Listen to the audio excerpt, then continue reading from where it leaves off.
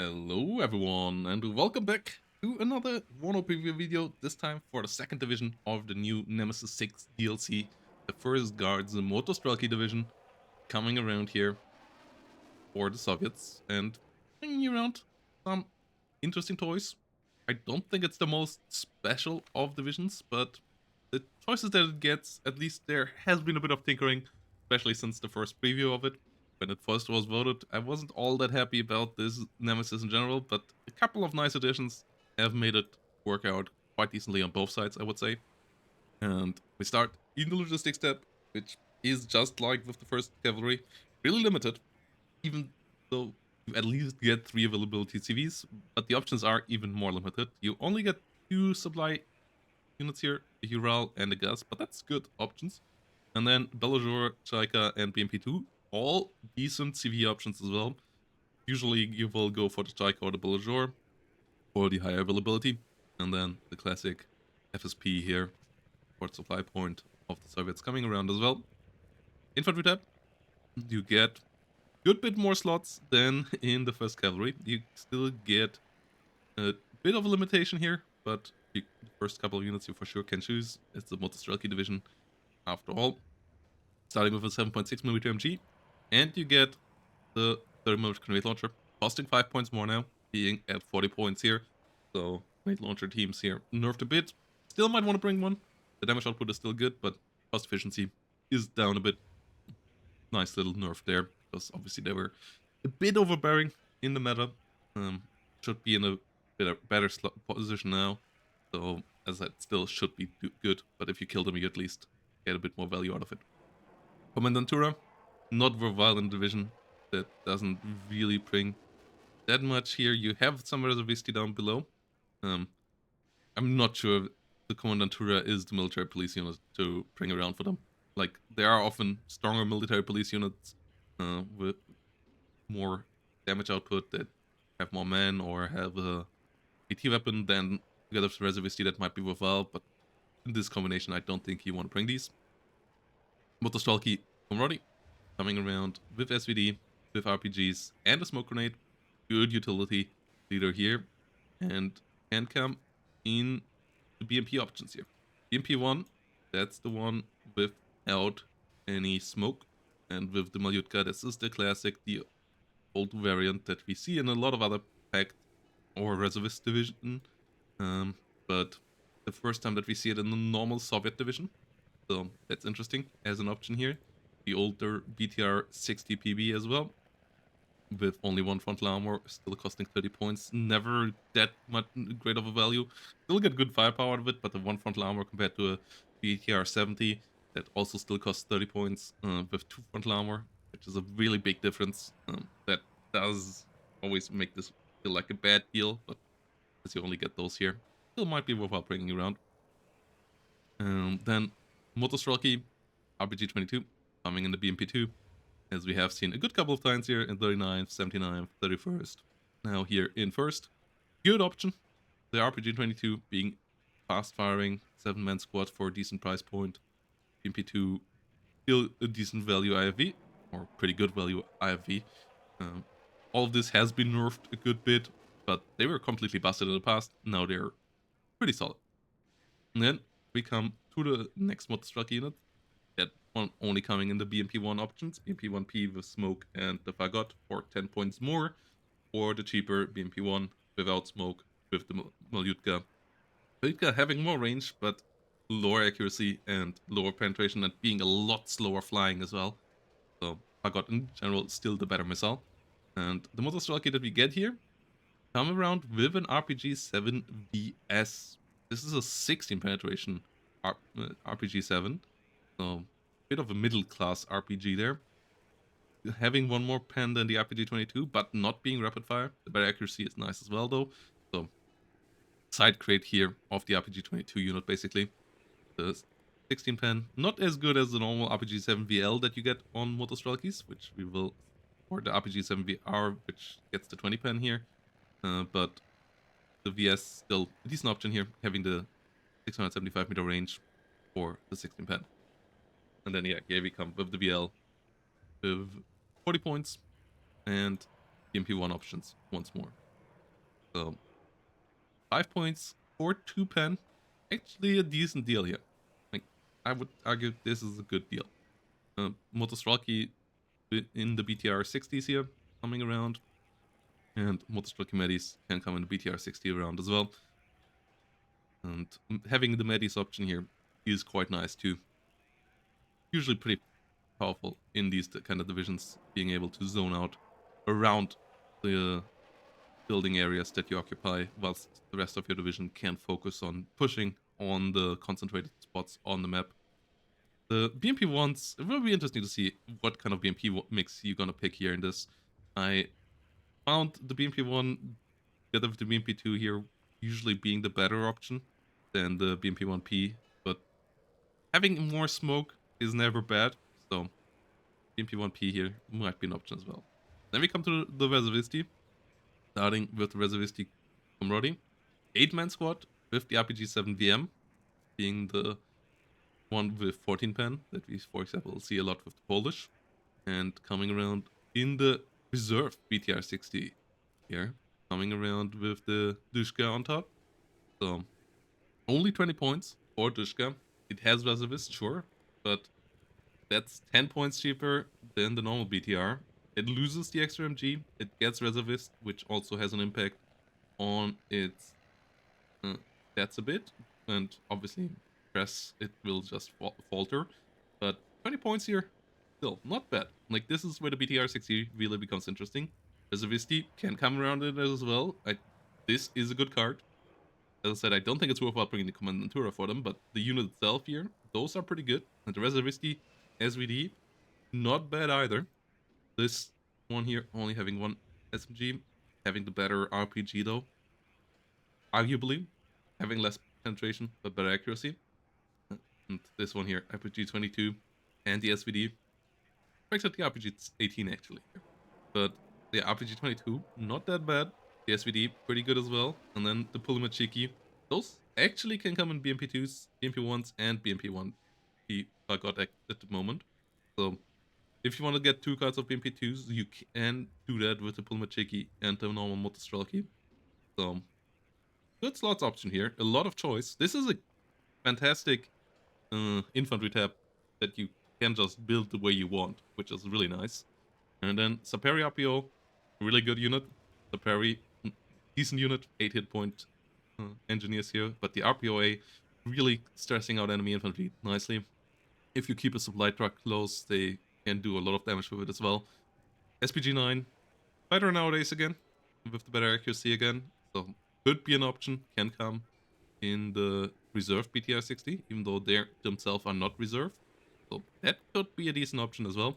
And then Fagots and Conquerors can come in the BTR 60 PA reservist as well, and are decent options obviously as well. You at least need one of them, maybe even both of them, 1 card of each. Artillery, classic Soviet stuff. You have the 120mm mortars, can come in an MTLB. You have the 2S1 and the 2S3M with the Acacia and the Gwozdika and the Grad. So really, if you would have to break down the Soviets to an artillery tab and you only could put 4 units in it, this would be it. Slots pretty limited, but you usually only need the first 3 anyways, especially in 1v1. But even in team games, you usually don't go further than the 4th, so this is fine as well. Tank, that's an interesting tab. You start with a BRDM Conquers, always good. A good stealth here, really making this unit work. You get the Rapira, good ATGM, being a decent AT gun as well. And then we have the Storm with the Cocon. Not the biggest fan of it, but we now get it with an attacker, and that's a big upgrade. Pay 15 points for a good bit better penetration. Tandem round warhead, 25 penetration, missile, really fast flying. The Cocon, only 20 pen, so this often doesn't kill the enemy unit. And then it can't run away, it can't smoke. So if the enemy pushes onto you, even though you hit them with the Cocon, they still might often get a shot out, kill you. Both units not great on pushes. This one here being a good bit better on the defense though.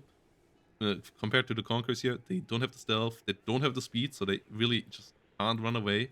The 50 off-road speed of the MTLB is not amazing. That's a bit of the issue with this vehicle.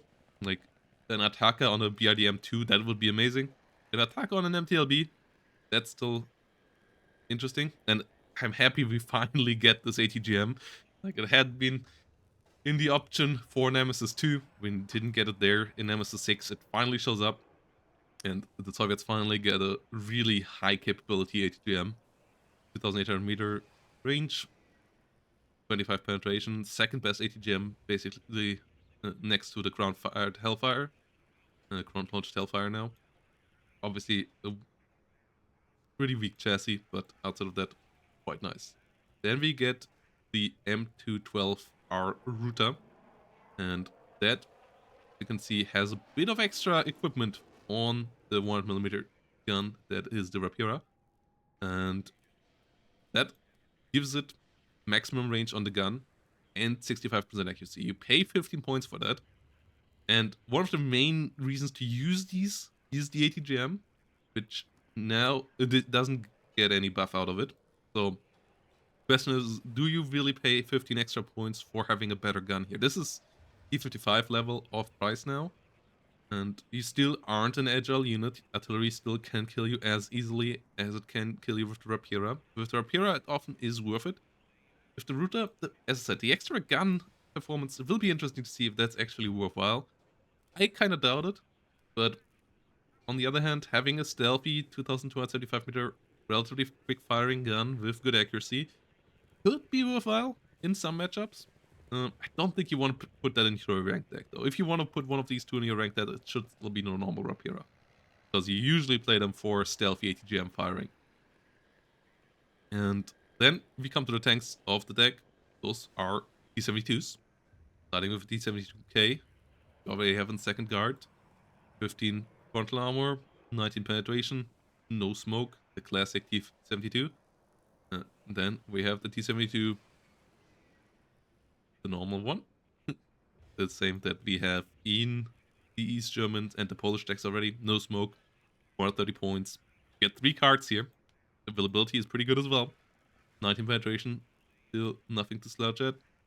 1,925 meter range, not the 2,100. You don't get them on the OBR 77 either, but the OBR 77 go up to the 17 frontal armor. So this is the first 1,925 meter range T-72 with 17 frontal armor. Still no smoke. Pays 20 points for the extra frontal armor, but that extra frontal armor is a lot. 150 point tank with 17 frontal armor is kinda insane. We'll see how this all plays out. The lack of smoke on everything here so far is pretty disturbing. Luckily, the T-72 AV does save you here. This one is coming around with smoke, is coming around with arrow around, and 2001 meter range. So the normal range of the T-72 modernized family. And yeah, the 17 frontal armor plus smoke plus arrow, giving it good survivability as well. But yeah, these two here will be the workhorses. You only get one card of these. You'll get it with 462 availability, so that's good. But the two T-72 families here, this will be the deciding factor. How good are a lot of smokeless T-72? I would argue likely pretty good, but we will figure that out over the upcoming weeks. Then we come to the Recon tab. Here we get the R-33 OT Taran for the Soviets, which is a second unit, not a jammer unit. The second vehicles, as I said, they have been played a bit lately. Some people have started to figure them out, and it will be interesting to see if, with more divisions of them showing up, we will see more play of them, and more people starting to figure them out to use for artillery assistance and for figuring out where the enemy is on the flank. It takes a bit of micro, but as I said before, with vehicles, second is a lot better than with helicopters or with infantry, because they can move around quicker than infantry, and they aren't as easy to detect for the enemy and shoot down as helicopter ones. So, gonna be interesting. BRDM 2 coming now with better availability again.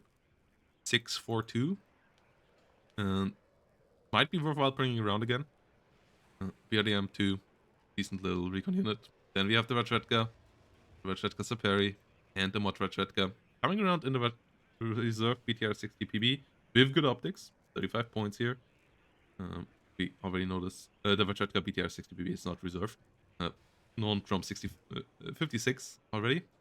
And then a BRM 1K as your exceptional optics unit. By now, the icons here are getting smaller because it is in so many divisions.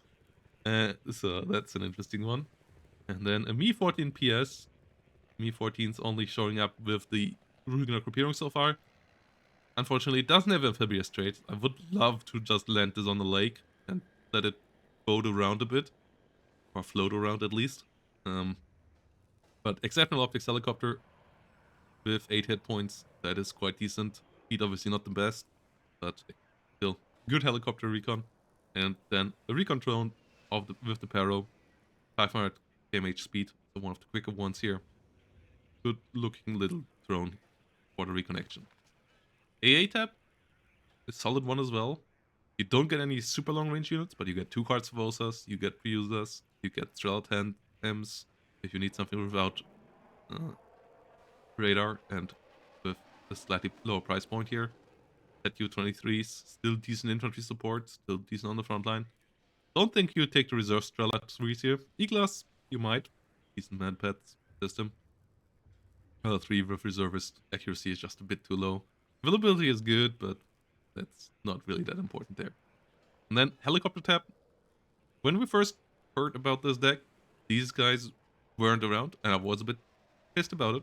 But we get Mi-24Ps now with attackers because they were announced back in the day as an option when we got Nemesis 2 options. And now we got them here with Nemesis 6 as well.